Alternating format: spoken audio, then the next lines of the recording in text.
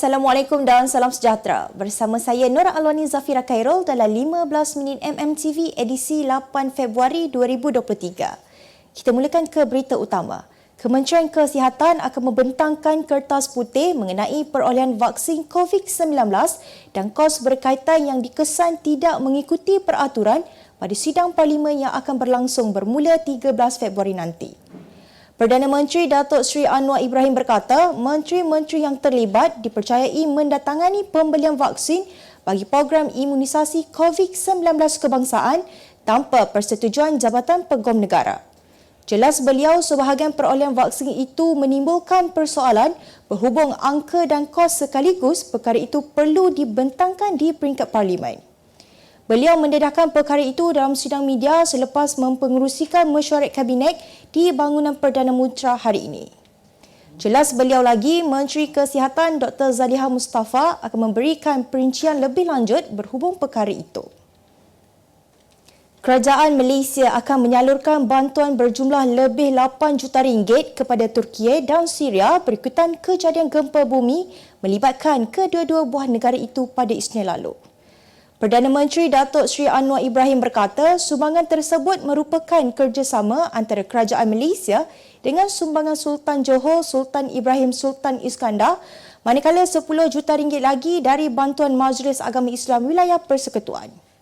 Tambahnya, bantuan daripada rakyat yang bersimpati juga akan disalurkan melalui Palang Merah Badan Antarabangsa di sana berikutan sekatan ketat dan beberapa masalah rumit di Syria.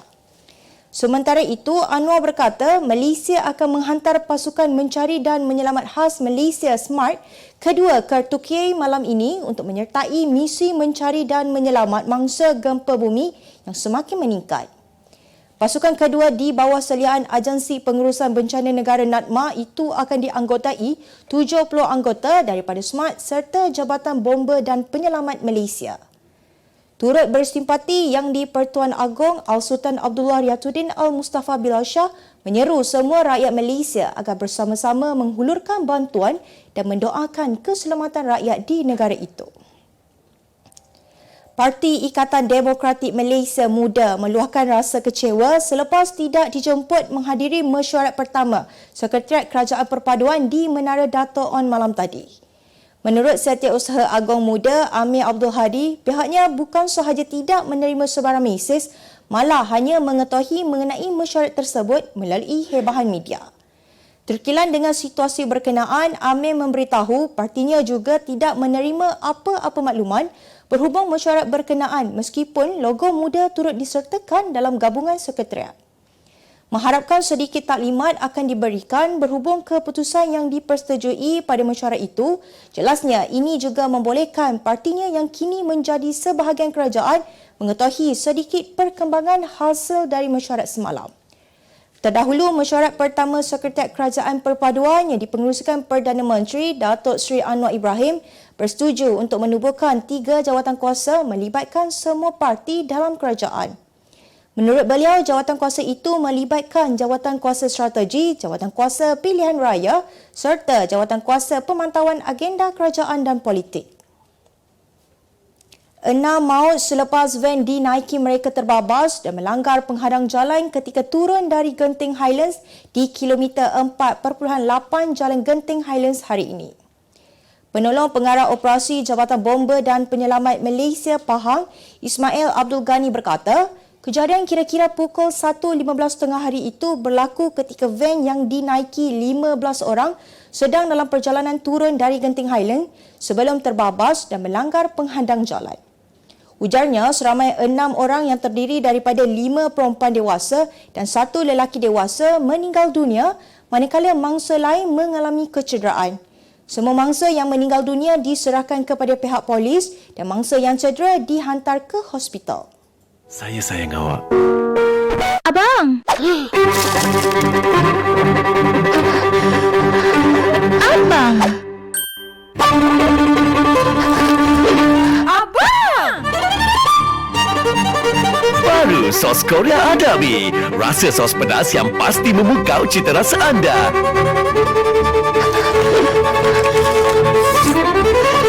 Ini baru betul-betul rasa Korea. kembali lagi. 7 suspek termasuk 6 pegawai anggota polis serta 1 orang awam yang dipercayai terlibat dalam kes pembunuhan pemandu e-hailing akan didakwa di Mahkamah Magistrate Tawau hari ini. Pesuruhjaya Polis Sabah Dato' Izrid Abdullah memberitahu, Polis Diraja Malaysia juga telah melengkapkan siasatan berkaitan kes pembunuhan tersebut yang melibatkan penahanan 8 pegawai dan anggota serta 3 orang awam bagi membantu siasatan kes ini. Sementara itu, kesemua suspek akan dituduh di bawah Seksyen 302 Kanun Kesesaan yang dibaca bersama dengan Seksyen 34 Kanun Kesesaan dan Seksyen 109 Kanun yang sama kerana bersubahat. Terdahulu pada 30 Januari lalu, seorang wanita Nurima Juli 33 yang merupakan isteri mangsa didakwa di Mahkamah Magistrate Tawau atas pertuduhan dan kesalahan yang sama. Nurima didakwa terlibat membunuh seorang lelaki dikenali sebagai Nurman Bakaratu, 61, yang juga suaminya di kawasan ladang sawit di Batu Lima, Jalan Apas, Tawau pada 13 Januari lalu. Seorang warden di Pusat Pemulihan Penagihan Narkotik Puspen Perlop dihadapkan ke Mahkamah Magistrate hari ini atas pertuduhan membunuh penghuni pusat berkenaan. Pada 31 Januari 2023, Nur Aslam Faizal, 35 tahun, didakwa bersama pelatih pusat Sufian Afendi Kadri, 30 tahun, melakukan bunuh dengan menyebabkan kematian Muhammad Ali Muhammad Nur, 50 tahun, di Puspen Perlop Sungai Siput, Perak. Menerusi laporan media, mangsa maut mempunyai kesan kecederaan di bahagian belakang badan yang dipercayai dipukul menggunakan objek tumpul. Berkaitan itu, 3 kaki tangan pusat pemulihan berkenaan dan seorang pelatih berusia lingkungan 30 hingga 38 tahun direman 7 hari untuk membantu siasatan lanjut.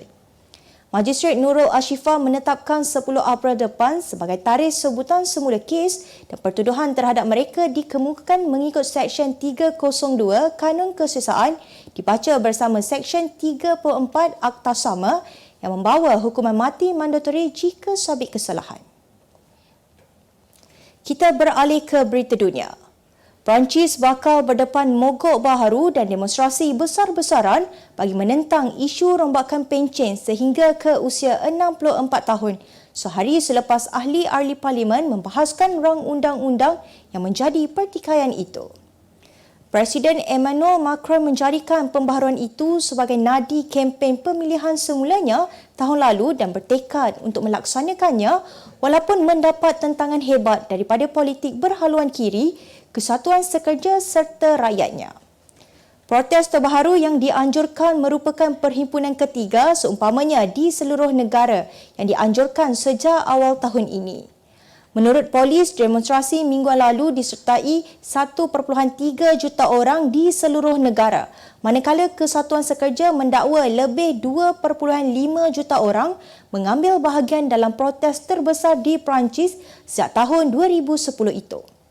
Perkhidmatan kereta api dan bas Paris bakal mengalami gangguan teruk dengan kira-kira 1 daripada 5 penerbangan di lapangan terbang Orly di selatan ibu negara dijangka dibatalkan. Trend terjunan ekstrim atau dikenali sebagai deep diving yang tular dalam aplikasi TikTok baru-baru ini berpotensi mendatangkan bahaya kepada orang ramai terutamanya bagi yang bukan pakar dalam bidang renang. Aktiviti ekstrim itu menyaksikan orang ramai membuat terjunan gaya bebas dari kawasan tinggi dan mendarat dalam posisi badan melengkung atau meniarap hingga memecahkan permukaan air. Absjar Nishik, juara kejohanan wanita sukan dongsing, merupakan individu yang memulakan trend tersebut setelah memuat naik rakaman dia melompat dari pelantar kayu pada ketinggian 81 kaki di udara di mana ianya melebihi ketinggian papan selam Olimpik iaitu 33 kaki dari permukaan. Orang ramai dinasihatkan untuk tidak mengikuti cara terjunan itu kerana terjunan mendahului bahagian perut akan menyebabkan kesal lebam serius bahkan lebih teruk berisiko terdedah kepada kecederaan dalaman.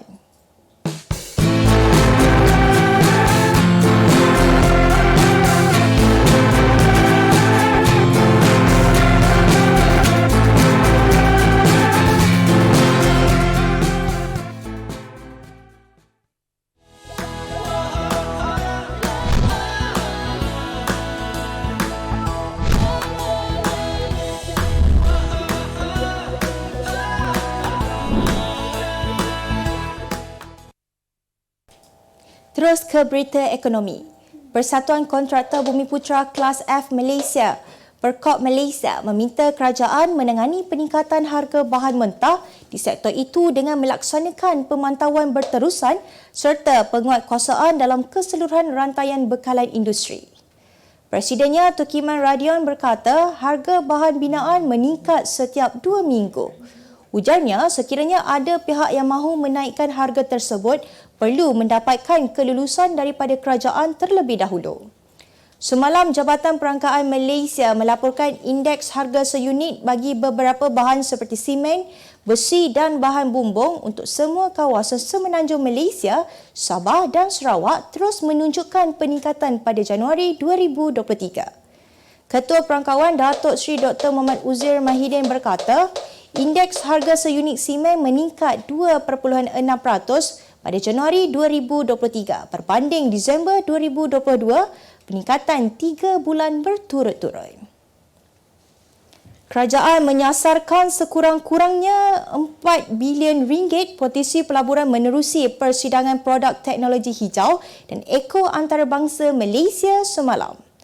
Menteri Sumber Asli Alam Sekitar dan Perubahan Iklim Nik Nazmi Nik Ahmad berkata, sasaran itu diyakini mampu dicapai berikutan IJIM 2022 pada edisi lepas berjaya membawa potensi pelaburan berjumlah RM4.25 bilion. Penyajaran itu turut melibatkan seramai 33,150 pelawat termasuk peserta dari China, Belanda, Kanada, Korea, Australia serta Singapura. Menurutnya, fokus utama IJIM 2023 adalah bagi mengurangkan impak perubahan iklim serta menekankan elemen SDG, Matlamat Pembangunan Lestari dan ESG, persekitaran sosial dan tadbir urus untuk semua pihak sama ada kerajaan, swasta, pertubuhan bukan kerajaan dan awam bagi memenuhi sasaran negara. Kita ke berita sukan. Persatuan Bola Sepak Malaysia menjelaskan sekiranya kerajaan memberikan sokongan dan tumpuan maka peluang dan potensi Malaysia untuk membida hak tuan rumah bagi kejohanan Piala Dunia peringkat bawah umur adalah cerah. Presiden FAM Datuk Hamidin Mohamad Amin mengakui bahawa beliau ingin melihat Malaysia sekali lagi menganjurkan kejohanan berprestij itu selepas kali terakhir Malaysia menjadi tuan rumah adalah pada edisi 1997.